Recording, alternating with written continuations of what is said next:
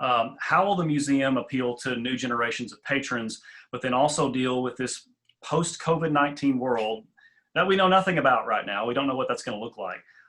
But it could be that social distancing might be a greater consideration. How is that design going to square off with all of that? When we designed the cultural living room, which is a large open space designed for events, designed for gathering, with 4 sides of glass, we really hope that that's a space that people will want to gravitate to. We really hope that that's a place that people will want to spend their time. And certainly thinking of the way that we socialize now, we may need to rearrange the furniture in a different way. We may need to adjust our capacity, but we definitely hope that we continue to be that gathering space. How has COVID-19 and then the restrictions surrounding the outbreak affected the planning and construction so far? I would say, other than the fact that it's restricted travel for our architects and some of our key team leaders on this project, we really have not skipped a beat. There has been, as I said before, some concern about getting the materials that we've needed, but we've really been very fortunate. And our materials are getting to us.